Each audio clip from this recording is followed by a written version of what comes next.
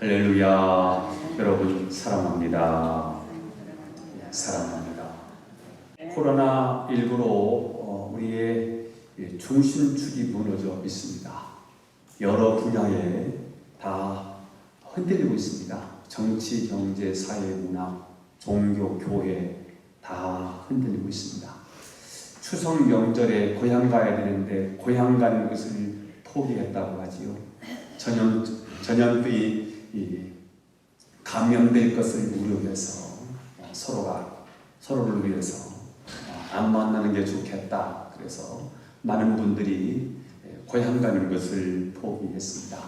하박국 선지자의 고백처럼 밭에 먹을 것이 없습니다.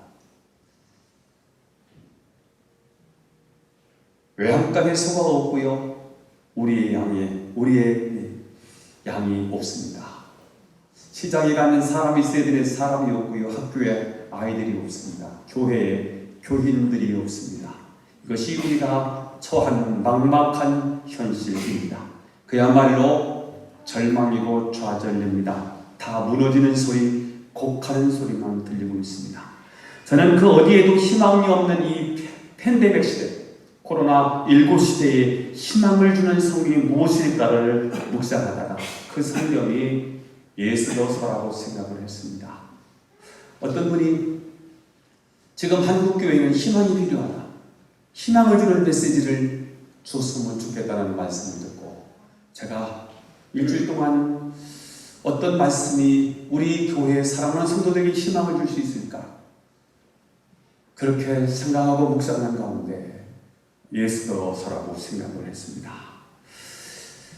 예수로서는 유대 민족이 멸절될 절체절명의 위기에 처했을 때 민족을 살리는 극적인 반전의 이 드라마가 그려져 있는 성경입니다. 페르시아 제국의 총리 대신이었던 하만이라고 하는 악한 자가 유대 민족을 말살하려고 하는 엄청난 음모를 꾸미게 되었습니다. 그는 정권의 힘을 이용하고 법을 악용해서 하나님의 백성인 유다 백성들을 멸절시킬 계획을 세웠습니다. 만일 하만의 이 악한 계획이 성공했더라면 이 세상에 유대인들은 존재하지 않게 되었을 것입니다. 유대인들이 존재하지 않았다면 신약교회도 생기지 않았을 것이라고 생각합니다. 그러나 하나님께서는 이 일을 미리 아시고 한 유대 여성을 준비해 두셨습니다. 그 사람이 바로 예스더입니다. 하나님은 예스더를 통하여 하만의 계획이 거의 성공하기 직전, 바로 그 직전에 전세를 뒤집으셔서 하만을 죽이고 유대 민족을 구출을 해 주셨습니다. 역전성을 거두게 하신 것입니다. 인간의 눈으로는 유다 백성들의 멸망은 확정적이었지만 결정적인 순간에 예수를 믿음으로 나가게 하셔서 이스라엘의 운명, 유다의 운명을 완전히 뒤바꾸어 주셨습니다. 그렇습니다. 여러분, 다 무너지고 다 끝장난 것 같아도 하나님에게는 한 방이 있는 줄로 믿으시기를 축복합니다. 아멘. 어떤 상황에 처한다 할지라도 우리는 도저히 재기불능, 소생불능이라 할지라도 거기에 하나님이 역사하시기만 하면, 하나님의 그 사건의 그 문제에 하나님이 개입하시기만 하면 얼마든지 뒤집기, 얼마든지 역전의 대드라마를 하나님이 만들어 주신다는 사실을 믿게 되기를 축복합니다. 저는 오늘부터 나눌 예수도 말씀이 코로나로 힘들어하는 저와 여러분에게 희망이 되기를 바라고, 여러분의 인생에 문제 있는 인생, 어려움에 빠진 저와 여러분에게 해답이 될 수 있기를 축원합니다. 자, 오늘은 많은 잔치가 펼쳐지고 있는데요. 아하수에로 왕이 두 번의 잔치를 베풀고요, 왕후였던 와스디가 한 번의 잔치를 베풀면서 세 번의 잔치가 베풀어지는 이야기가 오늘 본문에 기록이 되어 있습니다. 첫 번째입니다. 아하수에로 왕은 즉위한 지 몇 년 만에? 즉위한 지 3년 만에 잔치를 베풀었습니다. 자, 그는 왜 잔치를 베풀었을까? 첫 번째 질문을 던지면서 저와 여러분이 함께 은혜에 동참하게 되기를 바랍니다. 먼저 2절 3절을 읽어보도록 하겠습니다. 2절, 3절입니다. 시작. 왕이 산동에서 즉위하고 왕위에 이른 지 제3년에 그의 지방관과 신하들을 위하여 잔치를 베푸니 바사와 메대의 장수와 각 지방의 귀족과 지방관들이 다 왕 앞에 있는지라. 자, 아하수에로 왕은 페르시아 제국의 장군들과 신하들을 다 모아서 무려 180일 동안 잔치를 베풀었습니다. 메대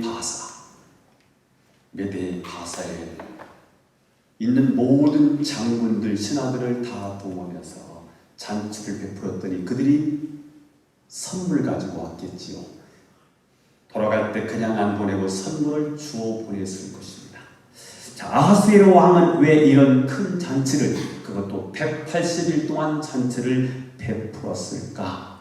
그 대답이 4절에 기록되어 있습니다. 읽어보도록 하겠습니다. 시작. 왕이 여러 날 곧 180일 동안에 그의 영원로운 나라의 부함과 위엄의 혁혁함을 나타내느라. 그의 영원로운 나라의 부함과 위엄의 혁혁함을 드러내기 위한 잔치였다 하는 것입니다. 아하수에로 왕은 이번 잔치를 통해서 자신의 제국이 얼마나 넓고 큰지, 그리고 자신의 나라가 얼마나 물질적으로 부강한지, 그리고 자신이 얼마나 힘있고 위대한 지도자인지를 모든 백성들과 신하들 앞에서 자신을 과시하고 싶었습니다. 그래서 180일 동안 거대한 잔치를 배설한 것입니다. 자, 그런데 180일 동안 잔치가 모자라서 잔치를 또다시 연장하게 됩니다. 7일 잔치가 이어지게 되는데요. 그 다음 9절, 5절부터 읽어보겠습니다. 5절입니다. 시작. 백성이 또 토성 수산에 있는 귀천의 백성을 위하여 왕궁 후원들에서 7일 동안 잔치를 베풀세. 이날이 지나매 180일이 지나매 왕이 또 도성 수산에 있는, 페르시아의 수도가 수산에 있어요. 수산시예요. 우리는 서울시지요. 수산에 있는 귀천간의 백성을 위하여 180일 동안의 잔치는 귀족들의 잔치라면, 귀천간의 백성, 신분고하를 막론하고 그 도성에 사는 서울시에, 수산시에 있는 모든 백성들을 위하여 왕궁 후원들에서 며칠 동안? 7일 동안 잔치를 베풀었습니다. 6절입니다. 시작. 백색, 녹색, 청색 휘장을 자색하는 배줄로 대리석 기둥 은고리에 매고 금과 은으로 만든 걸상을 화반석, 백석, 은본, 흑석을 깐 땅에 진설하고. 백색, 녹색, 청색 휘장. 옛날 운동회 할 때 하늘에 뭐가 휘날려요? 만국기가 휘날리지요. 잔치 분위기를 이렇게 고조시켰다는 거예요. 잔치 분위기를 화려하게 이렇게 분위기를 만들었고요. 그 다음에 금과 은으로 만든 걸상, 의자를 만들어서 진설했고요. 그 바닥은 뭐였냐면 화반석, 백석, 운보석, 흑석으로 바닥을 쫙 깔았어요. 7절입니다. 시작. 금잔으로 마시게 하니 자네 모양이 각기 다르고 왕이 풍부하였으므로 오주가 한이 없으며. 금잔으로 마시게 해요. 그리고 자네 모양은 각기 다른데 오주가 한이 없어요. 오주가 뭐예요? 왕이 하사하는 술이지요. 풍부했어요. 그런 잔치를 배설하고요. 8절이에요. 8절 시작. 마시는 것도 법도가 있어 사람으로 억지로 마시지 않게 하니 이는 왕이 모든 국내에 명령하여 각 사람의 마음대로 하게 합니다. 자, 이 잔치는 단지 먹고 마시는 잔치가 아니라 아주 잘 짜여진 연출에 의해서 이루어지는 일종의 큰 행사, 퍼포먼스라고 보시면 될 것 같아요. 보통 잔치를 치르게 되면 실컷 먹고 마시고 취하는 잔치를 여는데, 오늘 아하수로 왕은 얼마든지 술은 제공하지만 억지로 마셔서 취하는 사람이 없게 했습니다. 이 잔치는 굉장히 규모 있고 질서 있게 만드는, 술 취해서 막 이리저리 뒹굴고, 이 잔치가 규모 없이 어지럽고 질서가 없고 아주 산만한 그런 잔치가 아니고 굉장히 질서가 있는.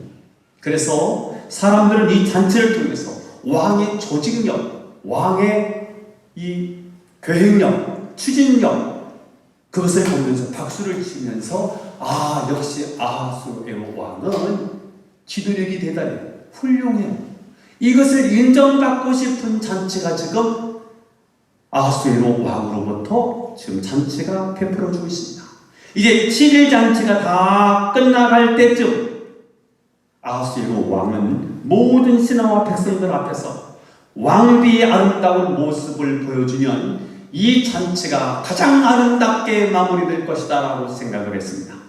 그래서 잔치가 흥겹게 진행되는 도중에 갑자기 왕후를 불러냈습니다.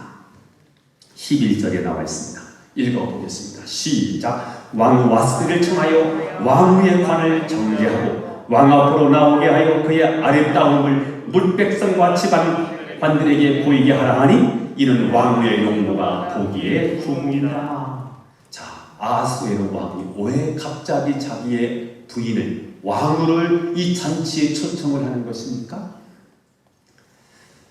아주 전생미인이었던 이 왕후의 아름다움을 백성들에게 보여주면서 자랑하고 싶은 거예요. 내가 이렇게 예쁜 여자하고 살아, 이렇게 보여주고 싶은 거예요. 자, 그러면 아하수에로 왕이 이렇게 자기를 과시하고 싶은 이유가 도대체 무엇일까? 제가 예스더서를 이렇게 나눴으면 좋겠다는 마음을 가지고 샤우팅을 예스더를 읽었어요. 한 10번 읽었을 거예요. 계속 한 번 읽었더니 40분 걸리더라고요. 1장부터 10장인데 한 40분 걸리더라고요. 그래서 샤우팅을 8개를 이걸로 계속 올렸어요. 제 머릿속에 예스더만 읽고 싶었어요. 자, 오늘 이 본문을 왜 잔치를 베풀었을까? 왜 자신을 과시하려 할까? 그래서 예스더에 대한 이 역사적인 자료를 다 한번 찾아보고 책을 다 한번 읽어보면서 이 잔치를 열게 된 역사적인 배경, 정치적인 배경, 분명히 정치적인 목적이 담겨 있는데 그 내용이 성경에는 기록되지 않았지만 역사적으로 봤을 때 왜 이런 잔치를 베풀어서 자기를 과시하려고 했을까? 여기는 다분히 정치적인 야망을 채우려고 하는 그런 분명한 목적이 있었다는 사실을 아실 필요가 있습니다. 원래 페르시아를 세운 왕이 고레스입니다. 아시지요? 고레스. 남쪽에는 페르시아가 바로 메대가 있었어요. 페르시아, 바사는 성경에는 바사로 나와 있고요. 역사책에는 페르시아로 나와 있는데 이 나라가 원래 그렇게 크지 않았어요. 그런데 고레스가 왕이 되면서 북쪽에 있는 메대와 합병을 해버립니다. 통일을 했어요.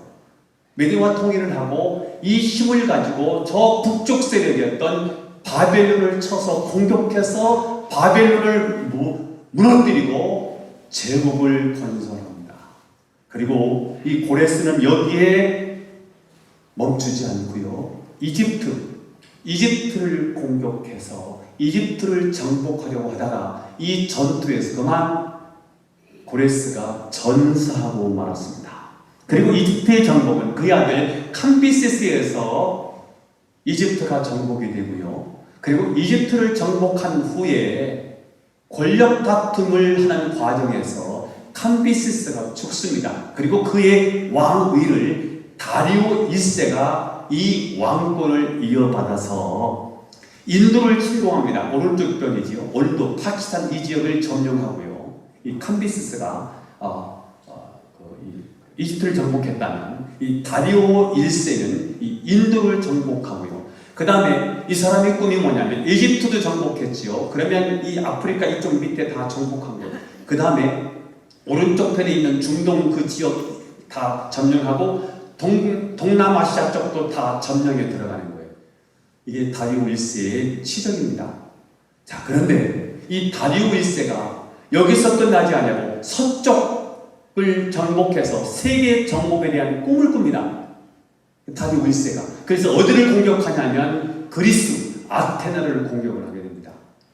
자, 1차 원정을 떠나는데 1차 원정을 떠나서는 폭풍으로 함대가 난파되는 바람에 전쟁을 제대로 치르지도 못한 채로 퇴각하게 되고요. 이 다리오 1세가 다시 2차 원정은 파죽지세로 아테네를 향해서 진격하다가 어디서 마주치냐면 마라톤이라고 하는 지역에서 마주쳐서 페르시아와 그리스의 전쟁이 이루어집니다. 여기서는 누가 이겼을까요? 페르시아가 이겼을까? 아테네가 이겼을까? 아테네가 이겨요. 페르시아가 또 참패를 당합니다. 여기서 나온 경기가 뭐 있죠? 마라톤입니다. 마라톤의 배경이 되는 전투가 바로 이 마라톤 전투입니다. 페르시아와 아테네의 전쟁입니다. 이 전쟁에서 페르시아가 패했기 때문에 언젠가 이란에서 올림픽 아시안 게임이 있을 때 다른 경기는 다 했는데 뭐만 빼놨을까요? 마라톤만 빼놓은 거예요. 왜? 자기네가 패전을 기점은 경기를 할 수가 없으니까. 이게 마라톤 전투입니다. 이게 다리우스지요. 성경에 다리오로 나와 있고, 다리오 1세가 2차 전쟁에서 페르시아 전쟁에서 패하게 돼요. 그리고 다리오가 죽어요. 그리고는 그의 아들, 오늘 본문에 나오는 아하수에로가 왕이 되었는데 그는 아버지가 못대한 그리스 정복을 지상 목표로 삼습니다. 왕이 탁 자리에 올라가자마자 아버지의 수건 사업이었던 그리스 정벌, 이게 그의 지상 목표로 삼은 거예요. 그래서 그가 그리스를 정결하기 위해서는 전국에 있는 모든 신하와 장군, 지방 세력들의 철저한 충성이 절대적으로 필요했습니다. 군대를 모집해야 되지 않습니까? 근데 지방에 있는 관리들이, 지방의 장수들이 허락을 해줘야 되는 거 아니에요? 그들이 박수치고 찬성을 해줘야 되는 일이지요. 그래서 군대를 모집해야 할 부담이기 때문에 이들에게 인정받아야 되는 것이고요. 더구나 원정을 나가 있는 동안에 국내에서 반란이나 권력 다툼이 일어나지 않도록 미리 집안 단속을 해야 할 필요가 있었습니다. 그들의 충성을 이끌어내기 위해서는 왕 자신이 충성의 대상이 된다는 것을 증명해야만 했습니다. 그래서 그는 신하들과 지방 관리들에게 제국의 영화와 자신의 위엄을 보여주기 위해서 이런 엄청난 잔치를 베풀게 된 것입니다. 여러분, 하루 이틀도 아니고 180일, 6개월 동안 잔치를 하고요. 그것도 모자라서 일주일 잔치를 연장하는 이 거대한 잔치를 할 수 있었다는 것은요, 이게 말이 쉽지 가능합니까? 그런데 앞에 그리스라고 하는 그들이 반드시 공략해서 무너뜨려야 되는데, 그리스를 정벌하기 위해서는요, 관리들, 신하들의 지지, 대대적인 지지가 필요했어요. 그들이 인정을 받아야 돼요. 그래서 자기를 과시하면서 인정받으려고 하는 잔치가 벌어지고 있는 거예요. 자, 그런데 생각지 않는 일이 터지게 되었습니다. 12절에 나와 있습니다. 읽어보도록 하겠습니다. 12절 시작. 그러나 왕 와스디는 메시가 전하는 왕명을 따르기를 싫어하니 왕이 진노하여 마음속이 불붙는 듯 하더라. 왕의 초청한 잔치에 왕후가 거절했습니다. 아하수에로 왕은 돈과 권력만 있으면 온 세상이 자기 것이라고 생각했는데 자기 와이프 하나 다스리지 못하게 되었습니다. 굉장한 부끄러움, 수치심을 느끼게 되었습니다. 수신제가 치국평천하라고 했지요. 가정을 못 다스리는 사람이 어떻게 전 세계를 다스릴 수 있겠습니까? 그래서 오늘 12절에 왕이 진노하여 마음속에 불붙는 듯 하였다. 이 말은 아하수에로 왕이 굉장히 수치심을 느꼈다는 말입니다. 그리고 이 사건 후에 아하수에로 왕은 그리스를 침공을 해요. 이제 세력을 얻고요. 군대를 모집했더니 30만 명을 모집했습니다. 그리고 30만 대군을 이끌고 아버지가 정복하지 못했던 바로 그 그리스 아테네를 향해서 진격해 들어갑니다. 근데 그리스가요, 이 사실을 알고요. 전쟁을 하면 페르시아를 이길 수가 없었어요. 그래서 그리스는요, 이길 수 없다는 사실을 알고 아예 그리스를 비워버립니다. 그리고 살람이라고 하는 삶에 자기 백성들을 다 피신시키고요. 그리고는 맞닥뜨리는 전투가 해전인데요. 페르시아 30만 대군이 그리스를 가서 정복하고 그들에게서 음식, 양식을 뺏어 먹어야 되는데 가보니까 다 철수가 없는 거예요. 거의 굶어 죽기 일보 직전이에요. 그러다가 살라미스라고 하는 그 전투를 하는데 거기서 아하수에르 왕이 참패를 당하고 돌아오게 됩니다. 역사에 다 기록이 되어 있지요. 자, 그는 잔치에도 실패했고요, 가정도 실패했고요, 전쟁에서도 참패를 당했습니다.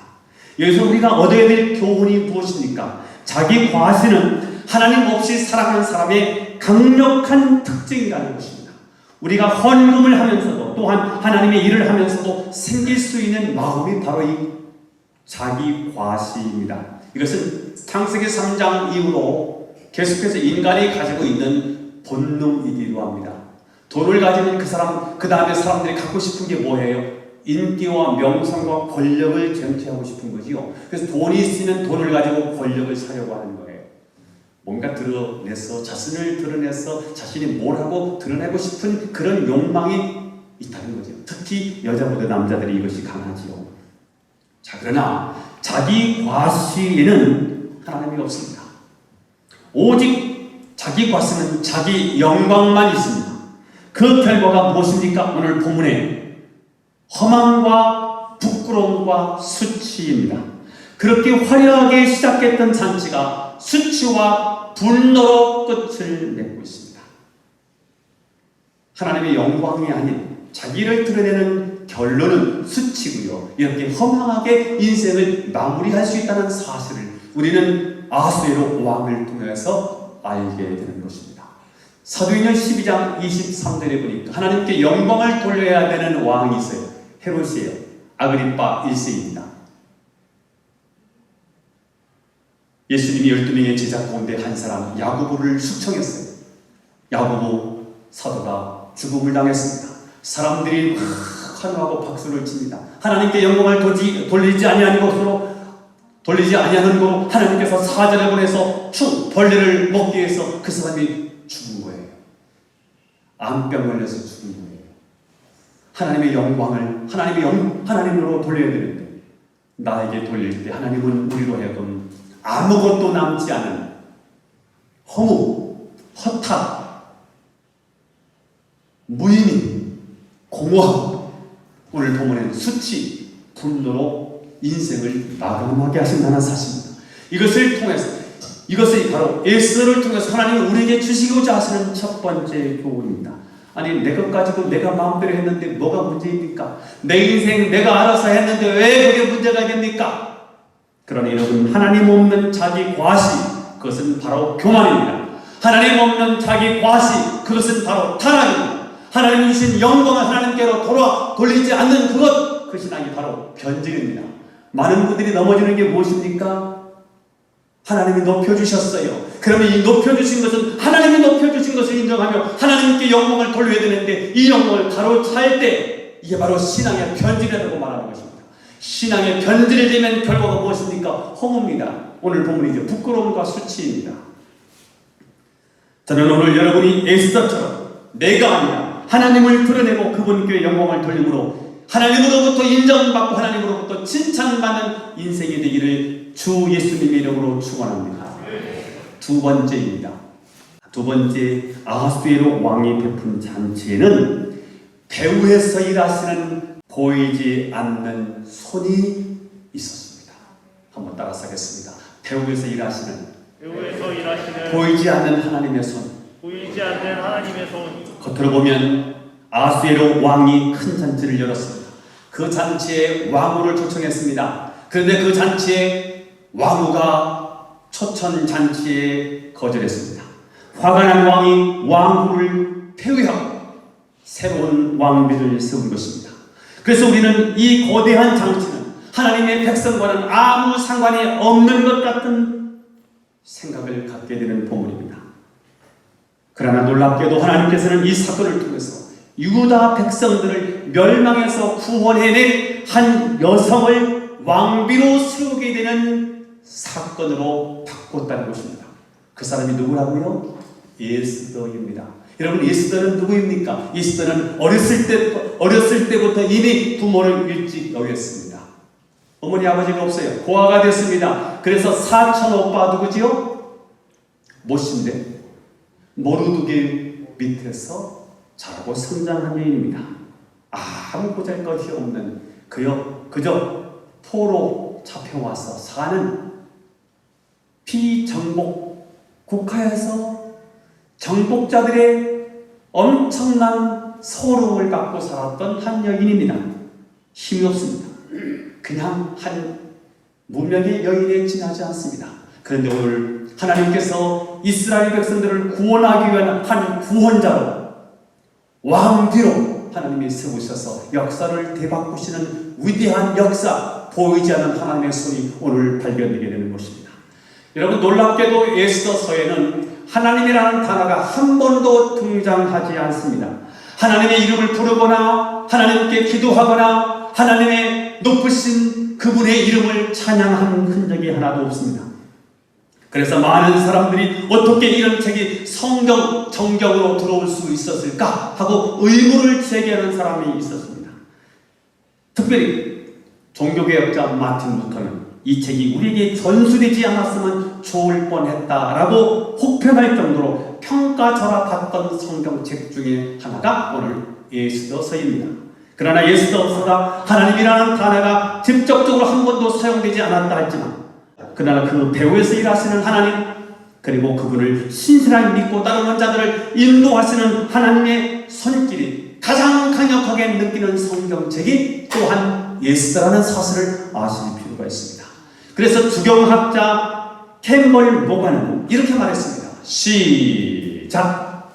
에스더서는 비록 하나님에 대한 언급이 없지만 하나님에 관해 생각하지 않으면서 읽을 수 없는 책이다.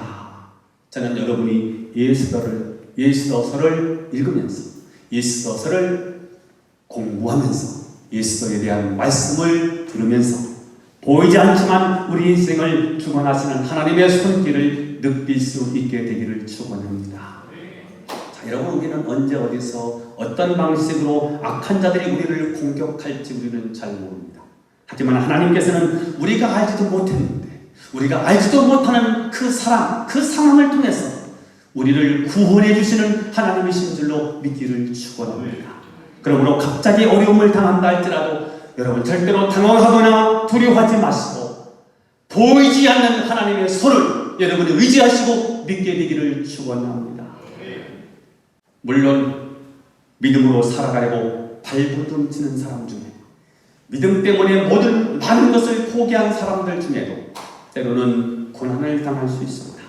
나는 고난을 당함으로 죽을 것 같은데 하나님께서 아무 일도 하지 않은 것 같은 느낌이 들 때도 있고요. 나는 여기서 정말 고난당해서 이러다가 죽는 거 아닌가라고 생각하는데 가장 위급할 때 하나님이 숨어버린 것 같은 그런 상황을 만날 수도 있습니다. 그러나 여러분, 보이지 않는 하나님의 손을 믿게 되기를 축복합니다. 다시 한번 여러분들에게 선포합니다. 하나님에게는 한 방이 있습니다. 시작. 하나님에게는 한 방이 있습니다. 제가 죽을 뻔했어요. 0.5초, 0.1초, 2초. 그때 순간에 이야, 하나님 우리를 이렇게 지키시는구나. 한 발짝만 그 순간에 나갔었으면 나는 그냥 차에 확 지나가. 내가 차에가 쫙 이렇게 하고 이렇게 이제 차가 이렇게 가는 거예요. 이렇게 가고 내가 이렇게 보고서 차가 안 오니까 이렇게 가려고 했는데 이 차가 이쪽에서 추월한 거예요. 추월하면서 저런한테 탁 지나가요. 이쪽으로 차이가 있기 때문에 그 사람 나를 못 봤을 거예요. 그 순간에요. 막 식은땀이 확. 이게 여러분 이제 나타나는 현실이지 않습니까? 이때 제가 어떤 생각을 했느냐면요. 야, 하나님은 우리를 이렇게 지키시는구나. 저도 깨닫게 하셨어요. 여러분 보이지 않았지만 보이지 않은 하나님이 저와 여러분을 지켜주시는 줄 믿기를 축복합니다. 아찔한 순간들이요 여러분 많습니다. 근데 그때마다 하나님이 보이지 않는 손으로 하나님이 역사하신다는 사실을 제가 믿습니다. 오늘 사실 아하수에로 왕은 자신의 야망을 채우기 위한 잔치를 열었을 뿐입니다. 그러나 하나님은 이 잔치를 통해서 이스라엘을 구원하기 위한 한 사람 예수를 드러내셨습니다. 보이는 화려한 잔치 속에 보이지 않는 하나님의 거룩하신 손길이 거기에 담겨 있었다는 사실. 우리는 거대한 잔치, 화려한 잔치만 보잖아요. 보이는 게 전부인 줄 알고요. 그러나 그 속에는 보이지 않는 하나님의 위대한 손이 있었어요. 세상은 보이는 것에 의해서 움직여지는 것 같아요. 보이는 것이 전부인 줄 알아요. 그러나 여러분, 역사는 보이지 않는 힘에 의해서, 보이지 않는 손에 의해서 움직여지지. 보이는 것은 나타나는 것뿐이에요. 그러나 역사는 나타나는 것으로 다 되어지는 게 아니고요. 보이지 않는 어떤 거대한 힘에 의해서 역사가 움직여지는 줄로 믿기를 축복합니다. 공기 안 보여요. 여러분, 시간이 보여요, 안 보여요? 안 보이지요? 이 시간이 어떻게 만들어져요? 다시 한번 질문해요. 지구가 돌아야 안 돌아요? 이 지구가 돌아야 안 돌아요? 보여요, 안 보여요? 안 보여. 근데 지구가 돌아요. 뭘 중심으로 돌지요? 태양을 중심으로 돌아요. 지 스스로 하루에 한 바퀴 돌아. 이걸 자전이래. 그래서 24시간을 만들어. 그리고 지가 돌면서 태양을 중심으로 하루에 1년에 한 바퀴 돌아. 이게 며칠 걸리는 거죠? 365일. 이게 1년이에요. 자, 여러분, 지구가 도는데 보이지 않아요. 지구가 돌면서 시간을 만들어요. 시간도 보이지도 않아요. 그래서 하나님은 어떤 하나님인지 아세요? 지구를 돌리시는 하나님이세요. 이 지구가 돌아가면서 뭐가 만들어진다고요? 시간이 만들어져요. 하나님은 어떤 하나님인지 아십니까? 보이지 않지만 하나님은 시간 속에 계신 하나님, 시간의 주인이신 하나님, 역사의 하나님이신 줄 믿기를 축복합니다. 보이지 않아요. 그러나 보이지 않는데 움직이고 있어요. 지구가 돌고 있어요. 시간도 보이지 않아요. 그러나 시간이 만들어지고 있어요. 어떻게 말입니까? 지구가 태양을 돌면서 우주를 운행하시고 우주를 다스리는 분이 누구이십니까? 하나님이십니다. 그분이 우주를 돌리는데 우주를 돌리는 게 하나도 보이지 않아요. 여러분, 지구만 도는 게 아니고요, 모든 별들이 돌아요. 움직여요. 그런데 단 눈곱만큼도 오차가 없이요, 기가 막히게 움직이고 있네요. 우연이라고요? 진화론이라고요? 우연축은 이렇게 기가 막히게 이게 들어맞을 이유가 뭐가 있습니까? 운행하시는 분이 계시겠지요. 누가 운행하실까요? 이 우주 만물을 창조하신 분이 운행하시겠지요. 그분이 저와 여러분의 창조주 하나님이신 줄로 믿습니다. 여러분, 보이지 않는 손이 예수도에게만 있었겠습니까? 하나님은 나를 향해서도 보이지 않는 손으로 역사하고 계십니다. 한 단계 한 단계 그 위대한 손으로 나를 이끌어 가시는 줄 믿습니다. 당장에는 하나님의 그 손이 보이지 않아서 답답할 수 있습니다. 당장에는 하나님의 그 손이 보이지 않아서 우리는 괴로울 수 있습니다. 하나님, 왜 이렇게 나에게 어려움을 주십니까? 하고 하나님을 원망할 수도 있습니다. 그러나 하나님께서는 보이는 손을 통해서도 역사하시지만 보이지 않는 위대한 손, 하나님의 손에 의해서 역사를 움직여 주신다는 사실을 믿기를 바랍니다. 내가 이스라엘 민족처럼 계속되는 고통을 겪을지라도, 내가 고통당할 때 하나님께서 나에게 무관심하시고 외면하시고 내 울부짖음을 침묵하신다 할지라도 하나님의 보이지 않는 손은 여전히 일하고 계시고 나를 위해서 역사하고 계심을 믿으시기를 바랍니다. 저는 여러분이 보이지 않는 하나님의 손을 붙잡고 살아갈 수 있기를 축원합니다. 힘을 내세요, 힘을 내세요. 주님이 손잡고 계시잖아요. 주님이 나와 함께함을 믿는다면 어떤 역경도 이길 수 있잖아요. 주님이 손잡고 계세요. 보이지 않아서 그렇지 보이지 않는 하나님의 손이 여러분을 잡고 계신 줄로 믿습니다. 이 눈에 아무 증거 아니 되어도 믿음만을 가지고서는 걸으며 이 귀에 아무 소리 아니 들려도 하나님의 약속 위에 서리라. 여러분, 우리 눈에 아무 증거 보이지 않는다 할지라도, 우리 귀에 아무 소리 들리지 않는다 할지라도, 때로는 하나님이 나를 버리신 것 같은 생각이 든다 할지라도 보이지 않는 하나님의 손은 여전히 우리를 인도하심을 믿으시기를 축원합니다. 요셉으로 하시잖아요. 주님을 사랑했던 요셉이, 주님이 그에게 꿈을 주셨던 꿈꾸는 자 요셉이요, 그에게 주님에 대하여 그렇게 신실했음에도 불구하고 그에게 찾아온 어려움을 아시지 않습니까? 형들이 왜 이렇게 싫어하는지, 형들이 왜 이렇게 미워하는지 죽이고 싶어요. 그래서 구덩이에 집어넣었어요. 그리고 노예로 팔려갔어요. 노예 생활을 하는 거예요. 또 강간 미수범으로 누명을 쓰고 감옥에서 옥살이를 하는 거예요. 거기서 배신도 당하는 거예요.